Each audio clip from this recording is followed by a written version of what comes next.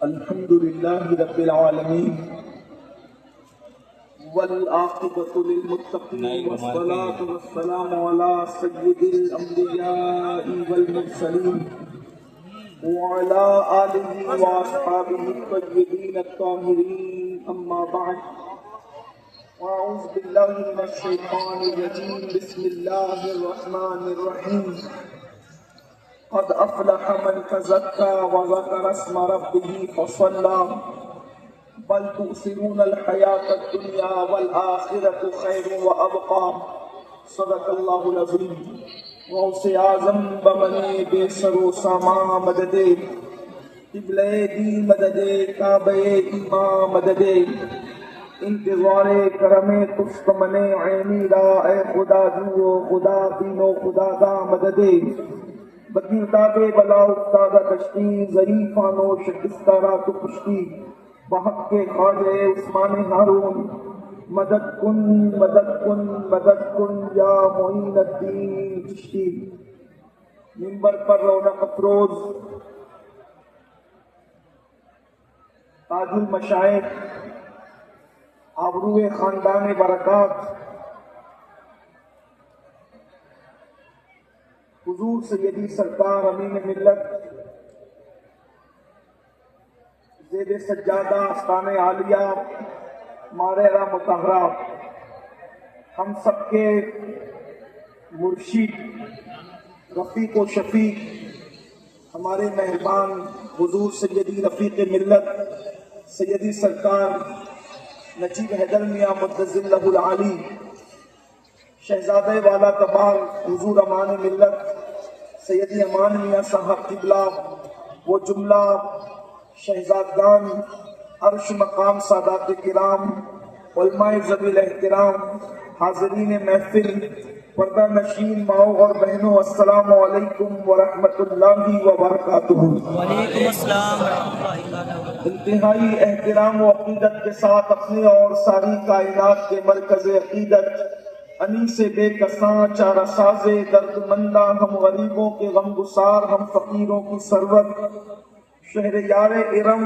تاجدار حرم نو بہار شفاعت شب اسرا کے دولہا نو شہ بسم جنت دانائے سبل مولائے کل ختم الرسل خسروِ خوباں سیاح لامکاں وجہ کل فقاں در اللہ المکنون سر اللہ المخزون عالم ما کانا وما یقول آب و دل انبیاء جانو دل اصفیاء مطلع ہر سعادت مقتع ہر سیادت خلاصہ کائنات فخر موجودات حضور مد مجتبی محمد مصطفیٰ ارواح نافذات صلی اللہ تعالی علیہ وآلہ وصحبہ وبارک وسلم کی بارگاہ بے کس پناہ میں جس طریقے سے پڑھاؤں سب مل کر بلند آواز سے میرے ساتھ پڑھیں الصلاۃ والسلام علیک یا رسول اللہ،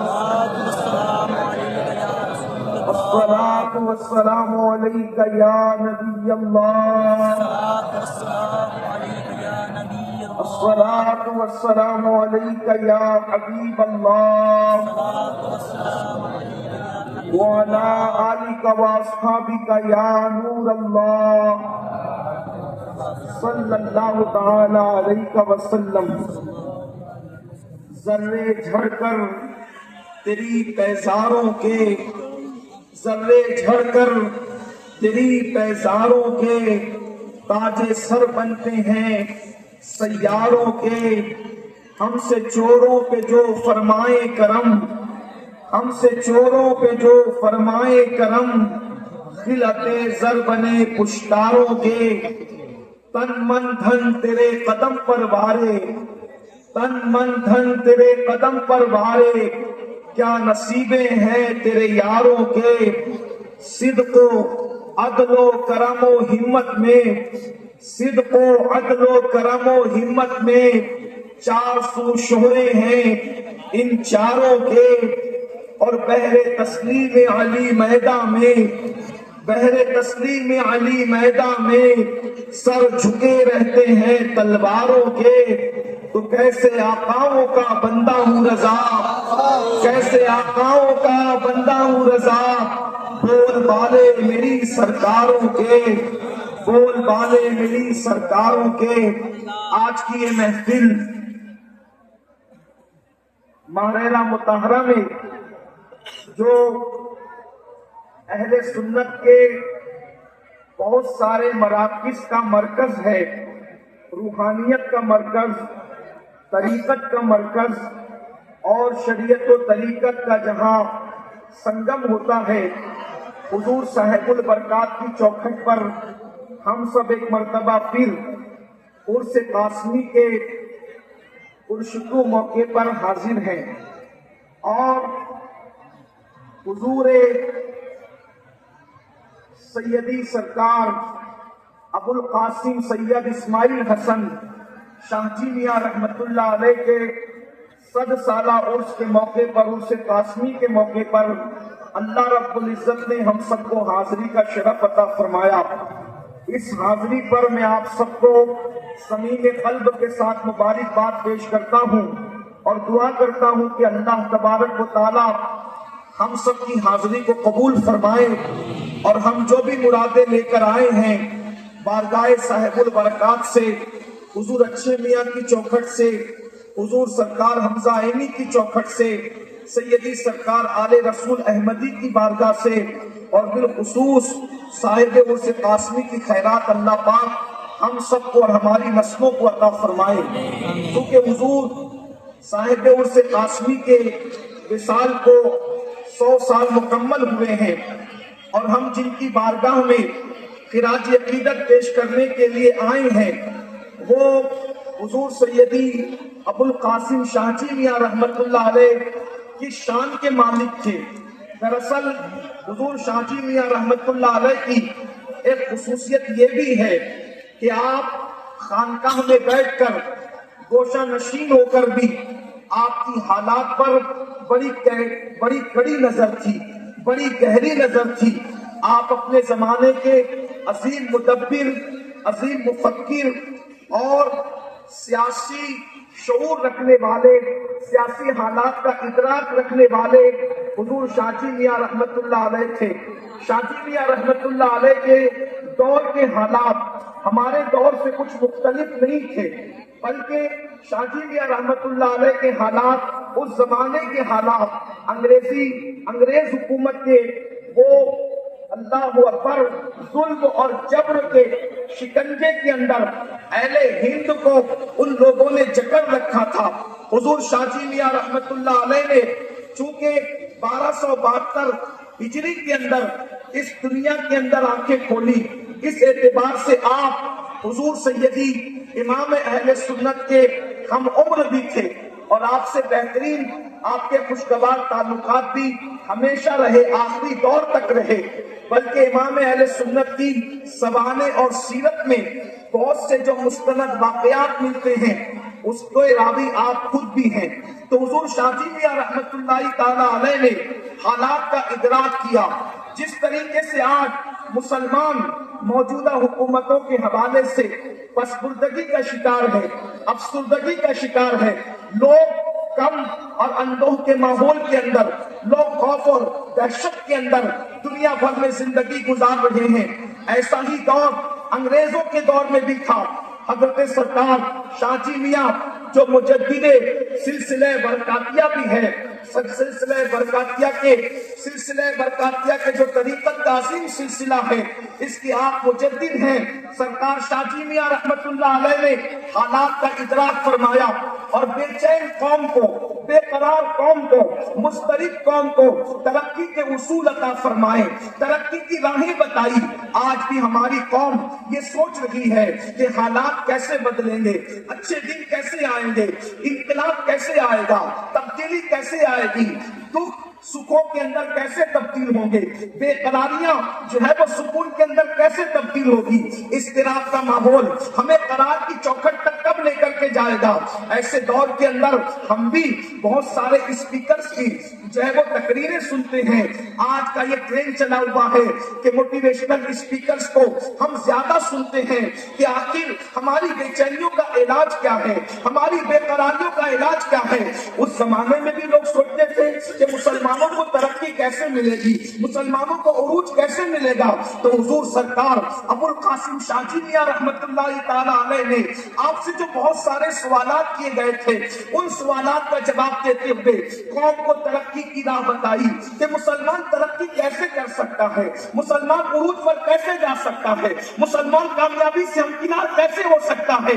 आज अगर कोई मोटिवेशनल स्पीकर हमें बता दे कि सुकून का तरीका ये है, ये कर लो तो तुम्हें सुकून मिल जाएगा, ये करो तो तुम्हें तरक्की मिल जाएगी, ये करो तो तुम्हें करार मिल जाएगा, ये करो तो तुम्हें इत्मीनान मिल जाएगा, अल्लाह अकबर, और हम उनकी बातों पर आंख बंद करके एतमाद भी कर लेते हैं। मुझे उस पर कोई एतराज भी नहीं, अगर उनकी बातें खिलाफ अक्ल और खिलाफ मजहब नहीं तो मुझे उनकी बातों से इख्तिलाफ भी नहीं। लेकिन एक बात मैं अर्ज करना चाहता हूँ, हुजूर शाजी मियां रहमतुल्लाह अलैह ने कितना खूबसूरत हमें उसूल अता फरमाया, कितना खूबसूरत हमें ज़ाब्ता अता फरमाया।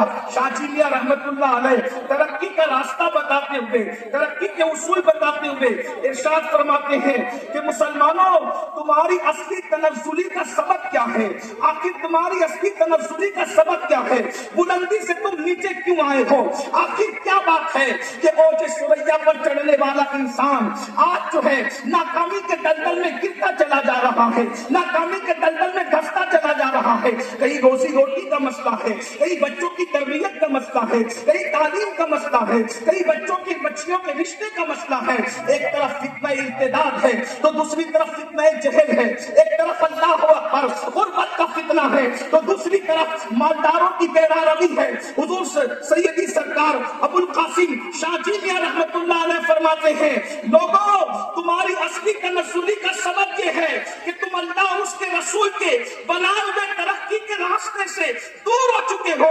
ये सबसे बड़ा सबब है तुम्हारी नाकामी का, तुम्हारी तनज़्ज़ुली का। इरशाद फरमाते हैं, अगर तुम अल्लाह उसके रसूल के बताए हुए तरीके की पाबंदी करोगे तो अल्लाह तबारक व तआला तुम्हें ओज तरक्की अता फरमाएगा, इज्जत व सरवत अता फरमाएगा, बुलंदी अता फरमाएगा। जितना तुम दीन से दूर होते चले जाओगे उतना ही तनज़्ज़ुली का शिकार होते चले जाओगे। आजकल के रोशन ख्याल ये बात समझते हैं कि मजहब पर अमल करने की वजह से हम जो है वो बैकवर्ड कहलाते हैं, हम पीछे जाते हैं। हजरत शाजी मियां रहमतुल्लाह अलैह ने हमें दर्स दिया।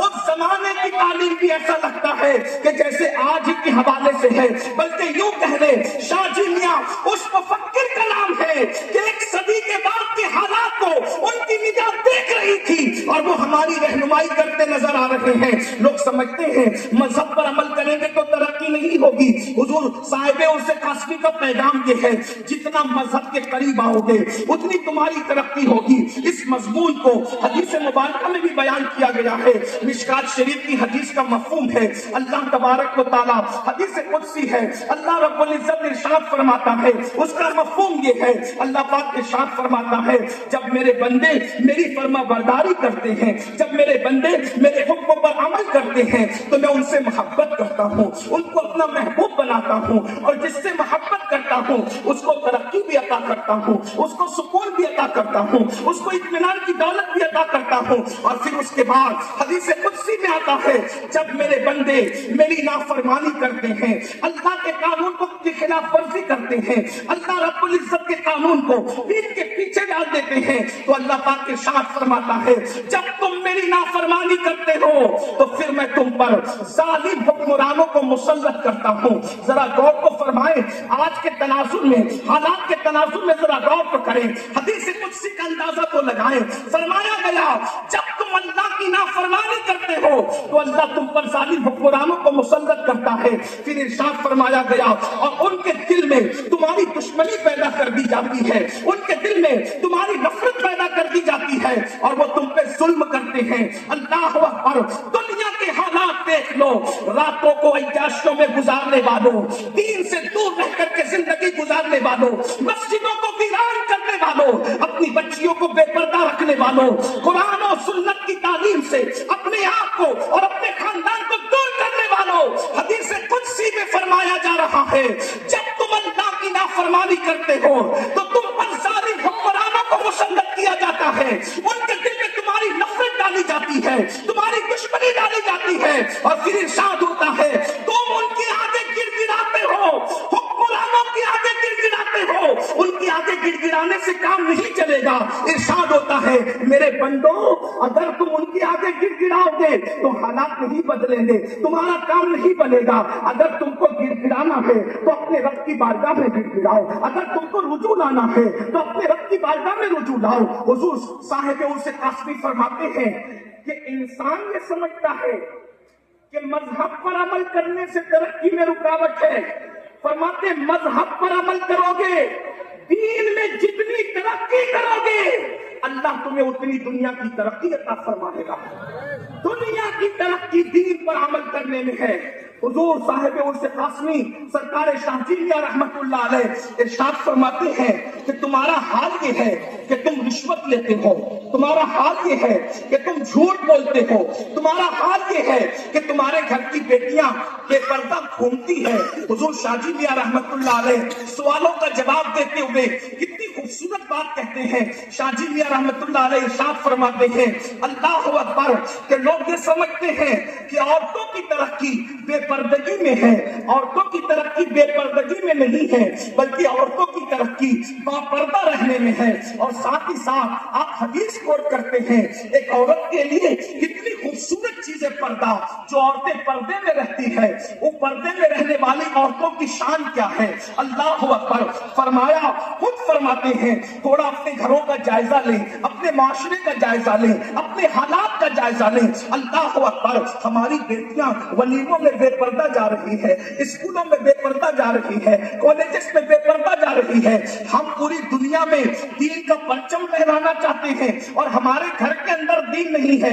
حضور صاحب عرص قاسمی فرما رہے ہیں، ارشاد فرماتے ہیں عورتوں کو چاہیے کہ وہ مردوں کو نہ دیکھیں اور مردوں کو چاہیے کہ وہ عورتوں کو نہ دیکھیں۔ اور ساتھ ہی ساتھ آیت کریمہ کوٹ کرتے ہیں، اللہ ارشاد فرماتا ہے یا قل للمؤمنین یغضوا من ابصارہم، اے محبوب آپ ایمان والوں سے کہہ دیجئے کہ وہ اپنی نگاہوں کو نیچی رکھے۔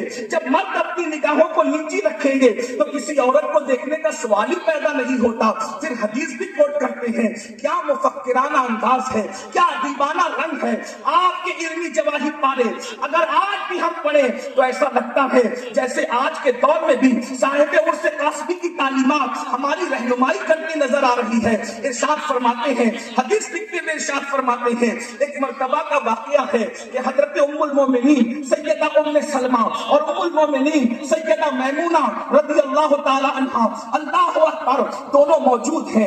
ایسے میں میرے آقا کے صحابی حضرت سیدنا عبداللہ ابن ام مکتوم تشریف لاتے ہیں۔ کون نہیں جانتا عبداللہ ابن ام مکتوم نابینا صحابی تھے۔ ان کی آمد پر اللہ کے رسول ام المومنین ام سلمہ سے ام المومنین حضرت میمونہ سے کہتے ہیں ان سے پردہ کرو۔ تو انہوں نے پوچھا یا رسول اللہ کس سے پردہ کریں؟ تو آقا نے فرمایا اشارہ کر کے ان سے پردہ کرو۔ انہوں نے عرض کی یا رسول اللہ یہ تو نابینا ہے۔ تو اللہ کے رسول ارشاد فرماتے ہیں یہ نابینا ہے مگر تم تو آنکھ رکھتی ہو، تمہیں تو اللہ نے آنکھیں عطا کی ہے۔ اور پھر نتیجہ کش کرتے ہوئے حضور شاہ جیلیہ رحمت اللہ علیہ جس کا سچ ڈالا عرس منا رہے ہو دور دور سے 500 کلومیٹر 1000 کلومیٹر 1500 کلومیٹر دور قریب سے آنے والوں اپنے مرشدوں کی تعلیمات کو اپنے سینے سے لگاؤ۔ حضور شاہ جیلیہ فرماتے ہیں اب بھی نہ سمجھو گے، فرماتے ہیں کہ نابینا مرد کو دیکھنے سے بھی اللہ کے رسول نے عورتوں کو منع فرمایا۔ آج ہماری بیٹیاں موبائل پر گفتگو کر رہی ہے نامحرم مردوں سے اور باپ کے کان پر جو تک نہیں رہتی، اور وہاں کون لوگ ہیں جن کے لیے قرآن میں اللہ نے آئے تطہیر نازل فرمائی۔ ہم حضور کی اہل بیت کا ذکر کرتے ہیں، اہل بیت میں اول نمبر پر جو ہے انہیں ازواج مطہرات کہتے ہیں۔ حضور کی ازواج پاک اولین اہل بیت ہیں۔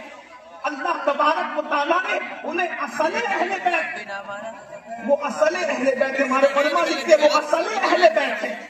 اور پھر سیدہ کائنات مولا علی حسنین کریمین آل جعفر آل علی آل عقیل ان کو اللہ کے رسول علیہ السلام نے داخل اہل بیت فرمایا. جو لوگ جانتے ہیں وہ اچھی طرح جانتے ہیں جن کی شان میں آیہ کثیر نازل ہوئی، جن کے گھر میں جبریل امین اجازت کے بغیر داخل نہیں ہوتے، بریلی سے آواز آتی ہے ان کے گھر میں بے اجازت جبرائیل آتے نہیں. قدر والے جانتے ہیں قدر شان اہل بیت. جن کے گھر میں جبریل اجازت کے بغیر نہ آئے، جہاں جبریل امین پروں کو اپنے پروں کو سمیٹ کر کے آئے، ان ازواج مطہرات کو حضور نابینا صحابی کو دیکھنے سے بھی منع فرما رہے ہیں. اور آج شادیوں کا ماحول ہم نے کیا بنا رکھا ہے؟ آج کل کی شادیاں تو یہ ہے کہ جب شادی ہوتی ہے تو اب ایک کرسی نہیں لگتی، اب تو دو کرسیاں لگتی ہے. ایک کرسی دولہے کی لگتی ہے، ایک کرسی دلہن کی لگتی ہے، اور ملنے والے دولہے سے بھی آ کر کے ہاتھ ملاتے ہیں اور دلہن سے بھی آ کر ہاتھ ملاتے ہیں. کوئی ہے روکنے والا؟ کوئی ہے ٹوکنے والا؟ اللہ اکبر. پھر مسلمان کہتے ہیں ہم تنزلی کا شکار کیوں ہیں؟ ہم بربادی کا شکار کیوں ہیں؟ ہم تباہی کا شکار کیوں ہیں؟ ارے سن لو، کہنے والے نے کہا تھا طریقے مصطفیٰ کو چھوڑنا ہے وجہ بربادی. اسی سے قوم دنیا میں ہوئی بے اقتدار. اپنی ہمیں کرنی ہے شہنشاہ بدھا کی رضا جوئی. وہ اپنے ہو گئے تو رحمت پروردگار اپنی. درس قرآن اگر ہم نے نہ بلایا ہوتا، یہ زمانہ نہ زمانے نے دکھایا ہوتا. اللہ اکبر. وہ زمانے میں معزز مسلمان ہو کر آج ہم خار ہوئے تاریخ قرآن ہو کر. ذرا غور تو کریں اس وقت مصطفیٰ جان رحمت کے دل پہ کیا گزرتی ہوگی جب شادی کے مجمع میں دلہن کو بے حجاب، بے نقاب، بے پردہ دلہن کو لایا جاتا ہوگا. ذرا تصور میں تو لائیے حضور کے دل پہ کیا گزرتی ہوگی. لوگوں کا دل دکھانے کے حوالے سے ڈرتے ہیں، لیکن اندازہ تو فرمائیں بے پردگی کے ماحول میں اپنے سماج کو ڈبا دینے والوں اللہ کے رسول کے دل پر اس وقت کیا گزرتی ہوگی جس کے صدقے میں اللہ نے شادی کی خوشیاں عطا فرمائی. آج ہم شادی کی خوشیوں کے موقع پر اپنی بچیوں کو شامیانے میں اور لوگوں کے مجمع میں لا کر، وہ بھی دلہن کو بے حجاب اور بے نقاب بٹھا کر اس سے مردوں کو مصافحہ کروا کر، اللہ اکبر، دولہا کے دوستوں کے ہاتھوں میں اس کے ہاتھ دے کر. ذرا غور تو کریں ہم کس کی تہذیب پر عمل کر رہے ہیں، ہم کس کے کلچر پر عمل کر رہے ہیں. اللہ کے سچے رسول صادق و مصدوق مصطفیٰ جان رحمت کی بارگاہ میں صحابیات آ کر کہتی ہے یا رسول اللہ مرد آپ سے مصافحہ کرتے ہیں، ہمیں بھی مصافحے کا شرف عطا فرمائے. تو میرے آقا فرماتے ہیں میں عورتوں سے مصافحہ نہیں کرتا. اللہ کے رسول عورتوں سے مصافحہ نہ کرے اور دولہا کے دوست دلہن سے ہاتھ ملائے، رشتہ دار دلہن سے ہاتھ ملائے. ذرا غور تو کریں. پھر ہم کہتے ہیں ہماری تباہی کی وجہ کیا ہے؟ حضور صاحب عرص قاسمی کی تعلیمات کی روشنی میں دین کو پیٹ کے پیچھے ڈالنا یہی ہماری تنزلی کا سبب ہے، یہی ہماری رسوائی کا سبب ہے، یہی ہماری بربادی کا سبب ہے. اللہ اکبر. پھر صاحب عرص قاسمی رحمت اللہ تعالیٰ علیہ مزید آگے لکھتے ہیں، ارشاد فرماتے ہیں اللہ کے رسول صلی اللہ علیہ وآلہ وسلم کی ایک مشہور حدیث ہے. آقا علیہ السلام فرماتے ہیں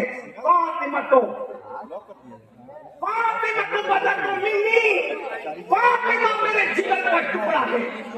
اس حدیث کا بیک گراؤنڈ کیا ہے، اس کا پس منظر کیا ہے؟ اللہ کے رسول نے یہ کب فرمایا کہ فاطمہ میرے جگر کا ٹکڑا ہے؟ اس حدیث کا پس منظر بیان کرتے ہوئے حضور شاہ جی میاں رحمت اللہ علیہ ارشاد فرماتے کہ ایک مرتبہ اللہ کے رسول صلی اللہ علیہ وآلہ وسلم نے سیدہ کائنات، مخدومہ کائنات، ملکہ فردوس بری، سیدہ طیبہ طاہرہ عابدہ زاہدہ راقیہ ساجدہ نقیہ تقیہ زکیہ ام ابیہا عالمہ غیر معلمہ، ملکہ فردوس بری، ملکہ قیامت سیدہ فاطمہ الزہرا سے پوچھا عورت کے لیے سب سے بہتر چیز کیا ہے؟ اللہ کے رسول صلی اللہ علیہ وآلہ وسلم پوچھ رہے عورت کے لیے سب سے بہتر چیز کیا ہے؟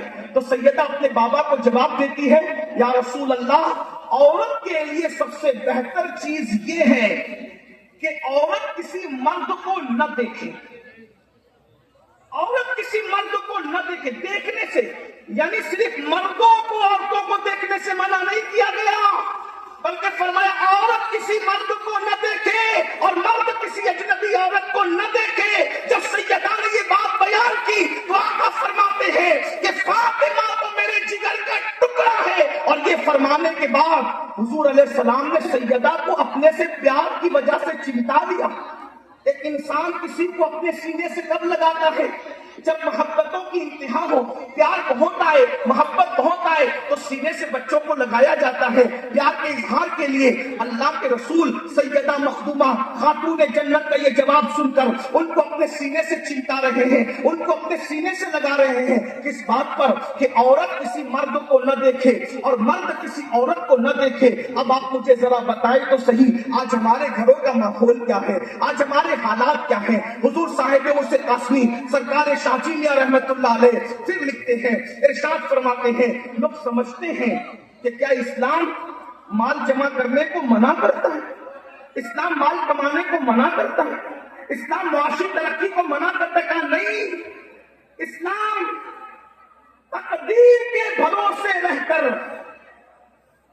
تقدیر سے بھاگنے والوں کی تائید نہیں کرتا، بلکہ اللہ کے رسول نے تو یہاں تک ارشاد فرمایا، پہلے اپنے اونٹوں کو باندھو پھر اللہ پر توکل کرو، اس لیے کہ دنیا عالم اسباب ہے۔ تو اگر کوئی یہ سمجھتا ہے کہ اللہ پر توکل کر کے جنگلوں میں بیٹھ جائیں، روزی روٹی نہ کمائیں، اللہ پر بھروسہ کر کے گھروں میں بیٹھ جائیں، گوشہ نشین ہو جائے گا، نہیں، اسلام تدبیر کے استعمال کو منع نہیں کرتا، اسلام تدبیر کا استعمال تقدیر کے خلاف نہیں سمجھتا، بلکہ اللہ اکبر، اسلام کی تعلیم تو یہ ہے کہ تدبیر کرو پھر تقدیر کے حوالے کر دو۔ کامیابی اس کو ملتی ہے من جدہ وجدہ، جس نے کوشش کی وہ کامیاب ہوا، جس نے کوشش کی وہ پا لیا۔ تو اللہ اکبر، ذرا غور تو کریں، اپنے زمانے کا اتنا بڑا صوفی کہہ رہا ہے نہ مال کمانا برا ہے نہ مال جمانا برا ہے۔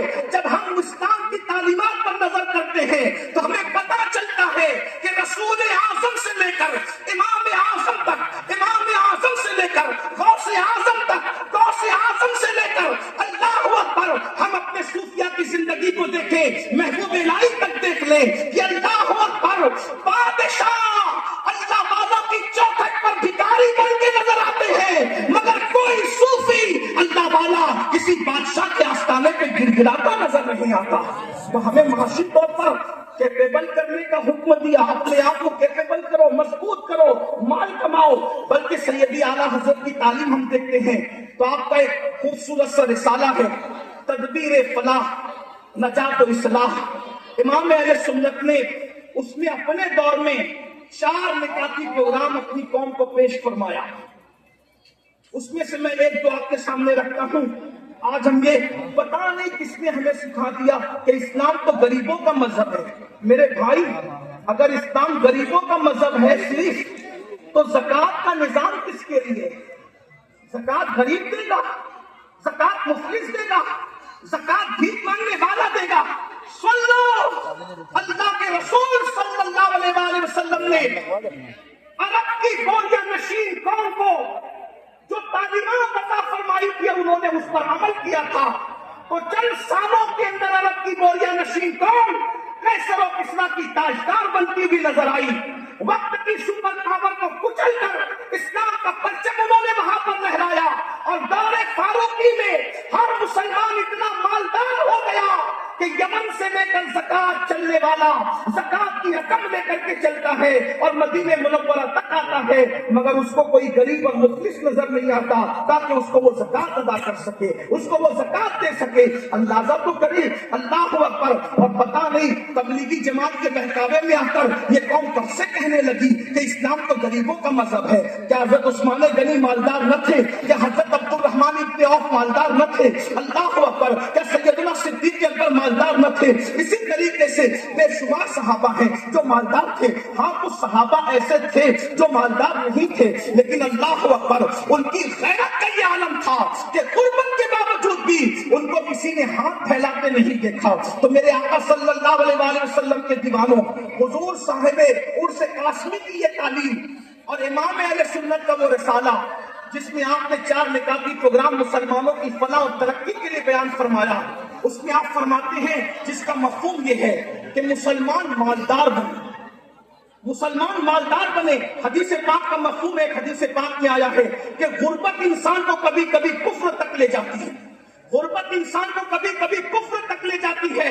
آج دنیا یہ چاہتی ہے کہ مسلمان غریب ہو جائے، مفلس ہو جائے، ان پڑھ اور جاہل ہو جائے، تاکہ ہم ان کے ایمان کو چھین سکیں، ان کے ایمان پہ قبضہ کر سکیں، ان کو ارتداد کے فتنے سے کچھ جو ہے وہ اللہ اکبر اس کا شکار کر سکے۔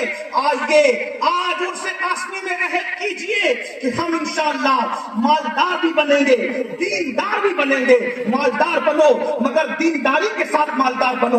وہ دولت جو اللہ کو بھلا دے وہ فرعونیت کی طرف لے جاتی ہے، اور وہ دولت جس سے دین کی خدمت کی جائے وہ سیدنا عثمان غنی کی یاد کو تازہ کر دیتی ہے، وہ عبد الرحمن بن عوف کی یاد کو تازہ کر دیتی ہے۔ آپ کو پتا ہے چونکہ یہ خانقاہ جہاں قادریت کی عظیم نمائندہ خانقاہ ہے، وہیں پر چشتیت کی عظیم نمائندہ خانقاہ بھی ہے۔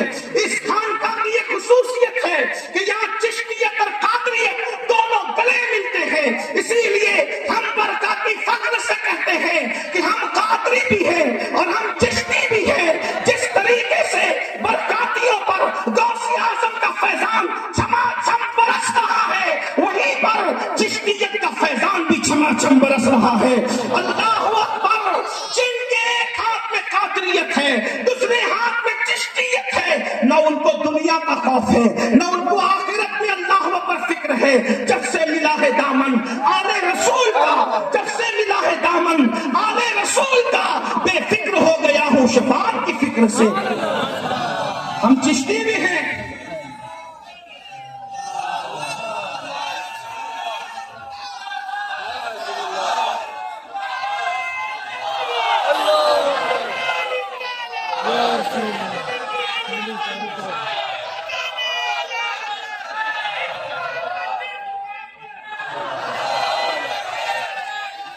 ہم جہاں کٹر قادری ہیں وہیں پر الحمدللہ ماہریرہ سے وابستگان چشتی بھی ہے، اور یہاں کی چشتیت تو قطبی چشتی ہے، اس لیے کہ صاحب البرکات کے جد اعلیٰ ڈائریکٹ سرکار قطب الانوار قطب الدین بختیار کاکی کے مرید بھی ہیں اور خلیفہ بھی ہیں۔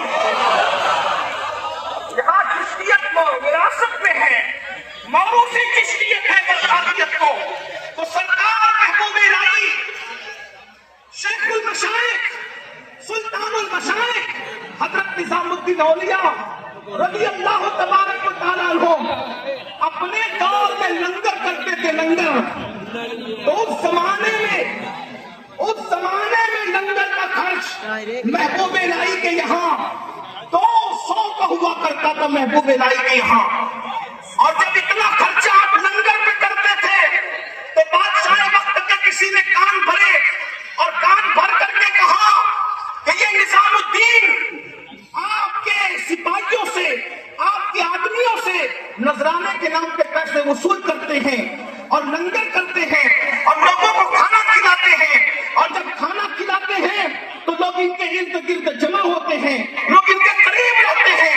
ایک کام کیا جائے کہ کھانا کھلا کر یہ لوگوں کو اپنا بنا رہے ہیں، تو محبوب الہی کے بارے میں جب بادشاہ کے کان بھرے گئے تو بادشاہ نے اعلان کر دیا، خبردار ہمارا کوئی سپاہی، ہمارا کوئی ملازم نظام الدین سے ملاقات کے لیے نہیں جائے گا، نہ ہم جائیں گے، نہ ان کو نذرانہ دیں گے، نہ وہ لنگر کریں گے، نہ لوگ ان کے قریب جائیں گے۔ اللہ اکبر! کسی نے آ کے محبوب الہی سے کہا، سرکار بادشاہ کا اعلان آ گیا کہ کوئی سپاہی ملنے نہیں آئے گا، کوئی نظر پیش نہیں کرے گا تاکہ آپ لنگر نہ کر سکے۔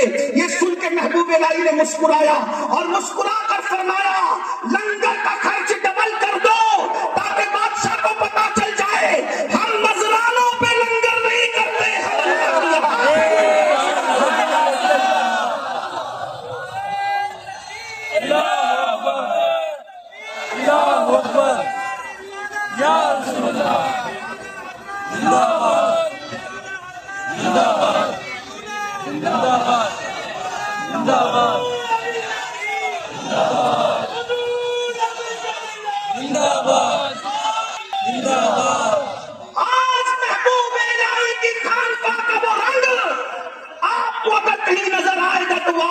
اپنی خانقاہ محررہ مطہرہ میں نظر آئے گا. اور جگہ پر عرس کا چلنا تو ہوتا ہے مگر یہاں عرس کا کوئی چلنا نہیں ہوتا اور ہزاروں لوگ اپنے مرشدوں کے دسترخوان پہ کھانا کھاتے ہیں. آپ سے پوچھنا چاہتا ہوں محبوب الہی اتنے مالدار تھے, بادشاہ نے کہا ملاقات کے لیے آنا ہے تو میں 2 دروازے اسی لیے بنا کے رکھا ہوں کہ ایک دروازے سے تو آئے گا, دوسرے دروازے سے میں نکل کر چلا جاؤں گا, کیونکہ ہمیں بادشاہوں کے دربار کے آداب نہیں معلوم, بادشاہوں کی مہمان نوازی کرنے کا طریقہ نہیں معلوم. تو حضور صاحب عرس قاسمی فرماتے ہیں مالدار بنو اس لیے کہ مال کما کر کے رکھو اور مال جماؤ, اس کا حق ادا کرو. لیکن افسوس جو قوم رات کے 3 بجے تک موبائل پر گیم کھیلتی رہے گی, وہ 11 بجے سو کے اٹھیں گے, وہ 12 بجے سو کے اٹھیں گے, تو وہ تجارت کب کریں گے؟ اس لیے اب میں اپنی گفتگو کو اپنے وقت پر مکمل کرتے ہوئے اخیر میں چونکہ میرا ٹائم پورا ہوا اپنی بات کو پوری کر دوں. حضور اللہ اکبر صاحب عرس قاسمی سرکار شاہ جی میاں رحمت اللہ علیہ گویا کہ ہمیں بتا رہے ہیں کیا مالدار بنو, دیندار بنو. اور صاحب عرس قاسمی نے سب سے زیادہ جس پہ محنت کی وہ 2 چیزیں تھی. نمبر 1 تصوف, نمبر 2 تعلیم, ایجوکیشن. 100 سالہ جشن صاحب عرس قاسمی کا منا رہے ہوں, یہاں سے ہم 2 چیزیں لے کر جائیں, ایک تصوف اور دوسرا ایجوکیشن. اس پہ ہم محنت کریں. اب آپ سوچیں گے یہ تصوف کیا ہے, تو بہت سے لوگ کہتے ہیں تصوف گاروں میں بیٹھنے کا نام, تصوف بھوکے رہنے کا نام, تصوف روکی سوکی کھانے کا نام. ہزاروں اقوال ہیں لیکن میں ایک بات پیش کر دوں, تصوف کیا ہے؟ تصوف کیا ہے؟ خالق کے لیے مخلوق کی خدمت کرنا, اس کو تصوف کہتے ہیں. خالق کے لیے مخلوق کی خدمت کرنا, اس کو تصوف کہتے ہیں. تصوف اور کیا ہے؟ آج ہم اپنے ماں باپ کی خدمت نہیں کرتے, پڑوسی کی خدمت نہیں کرتے, تو فٹ پاتھ پر پڑے رہنے والے غریبوں کی خدمت ہم کب کریں گے؟ تو یاد رکھیے تصوف ٹوپیوں کے کلر کا نام نہیں, تصوف جبوں کے کلر کا نام نہیں. تصوف یہ ہے کہ یار کے لیے, اللہ کی رضا کے لیے مخلوق کی خدمت کی جائے. اس پر مجھے ایک واقعہ یاد آیا, مخلوق سے محبت کیسے ہونی چاہیے. نعرہ تکبیر, نعرہ رسالت, بندے برپا, ملت, شخص ملت, صدیق ملت, حضور حسن علماء, عرس قاسمی, سو سارا عرس قاسمی.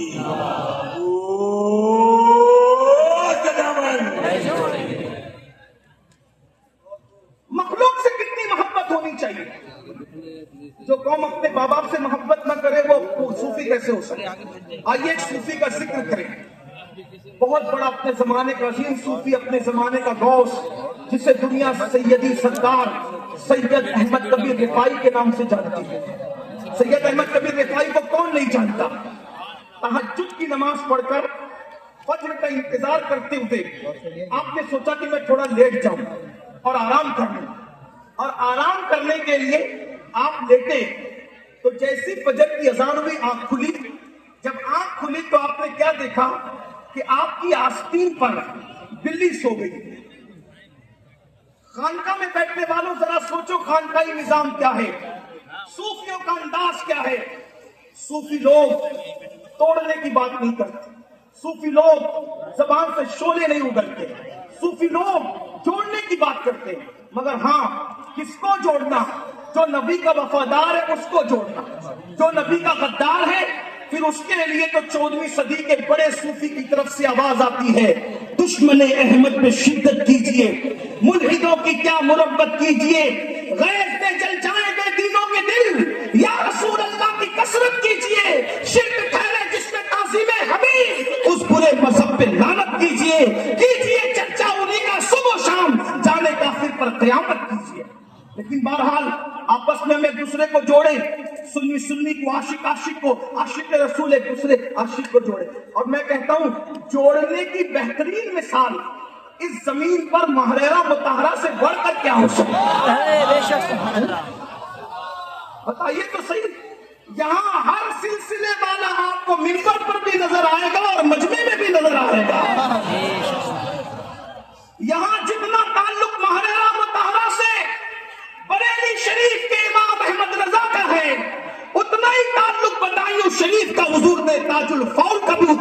تعلق ہے، اتنا ہی تعلق حضور شیخ المشائخ اشرفی میاں کا بھی اتنا ہی تعلق ہے۔ اللہ اکبر! اور کن کن بزرگوں کا نام لیا جائے، گویا کہ ایک میخانہ ہے، اس سے کچھوچے مقدسہ بھی سیراب ہو رہا ہے، بریلی بھی سیراب ہو رہا ہے، بدایوں بھی سیراب ہوتا نظر آ رہا ہے۔ تا حشر رہے ساقی آباد یہ میخانہ۔ اللہ ہمارے مہریرہ کے سرکاروں کو سلامت رکھے، اس گھرانے کے بچے بچوں کو سلامت رکھے، ان کی شفقتوں کو سلامت رکھے۔ سیدی احمد کبیر رفاعی، ان کی آستین پر بلی سو گئی، فجر کی اذان ہوئی، سیدی احمد کبیر رفاعی نے بلی کو سوتا ہوا دیکھا، بلی کو سوتا ہوا دیکھ کر سوچا اگر میں اٹھ جاؤں تو بلی کی نیند خراب ہوتی۔ ذرا غور کیجیے صوفیہ کی فکر کیا ہے۔ ہم خانقاہوں سے جڑے لیکن خانقاہی تعلیم ہمارے اندر نہیں۔ جو قوم شادی کے موقع پر پورے شہر کی جینا حرام کر دے، سب کی نیند حرام کر دے، وہ صوفیوں کے متوالے کیسے ہو سکتے ہیں؟ وہ اولیاء اللہ کے چاہنے والے کے جس صوفی کو بلی کی نیند کا خیال ہے، مخلوق خدا پر ان کی شفقت کو دیکھیں، ان کی نگاہوں میں یہ حدیث تھی الخلق عیال اللہ، مخلوق اللہ کا کنبہ ہے۔ دوسرے مقام میں فرمایا ارحموا من فی الارض ویرحمکم من فی السماء، زمین والوں پر تم رحم کرو گے، آسمانوں کا خالق تم پر رحم کرے گا۔ جس کے دل میں رحم نہیں وہ رحمت للعالمین کا امتی کیسا؟ ذرا غور کیجئے، حضرت احمد کبیر رفاعی سوچ رہے بلی کی اگر اٹھ کے جاتا ہوں تو بلی کی نیند کا کیا؟ اور پھر سوچا اگر نماز نہیں پڑھتے، وہ نماز جو نماز نہیں پڑھتا وہ صوفی کیسے؟ اگر بلی کی نیند کا خیال ہے تو نماز جاتی ہے، نماز کا خیال ہے تو بلی کی نیند جاتی ہے۔ کیا سیرت نگار لکھتے ہیں خادم کو اشارے سے بلایا، اس کے ہاتھ سے کینچی منگائی اور کینچی منگا کر اپنی آستین کو کاٹ دیا، اور آستین کو کاٹ کر نماز کے لیے گئے۔ نماز فجر پڑھ کر کے جب واپس آئے تو واپس آنے کے بعد بلی جا چکی تھی، بلی چلی گئی تھی، بلی جا چکی تھی۔ اللہ اکبر! بلی کے چلے جانے کے بعد وہ کٹی ہوئی آستین کا ٹکڑا اٹھایا اور اپنی آستین کے اندر اس کا پیبند لگا لیا۔ کسی مرید نے کہا حضور جبے میں عیب پیدا ہو گیا، فرمایا بیٹا جبے میں عیب پیدا ہوا، اس سے کوئی نقصان نہیں ہے، اگر اللہ کی مخلوق کی نیند خراب کر دیتا تو قیامت میں اللہ کو جواب کیا دیتا؟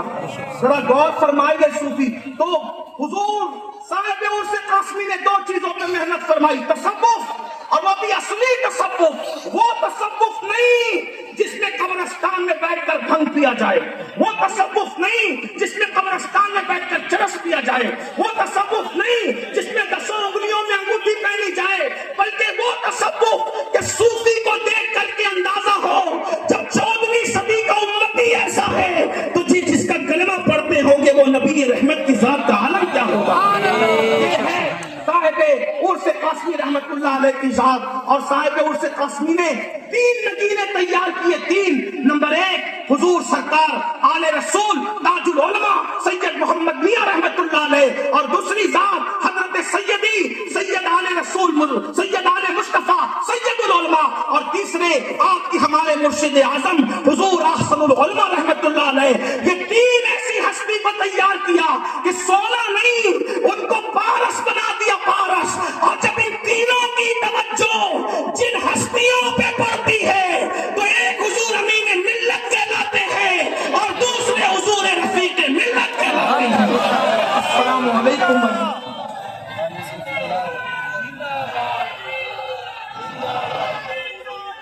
ماشاء اللہ، سبحان اللہ۔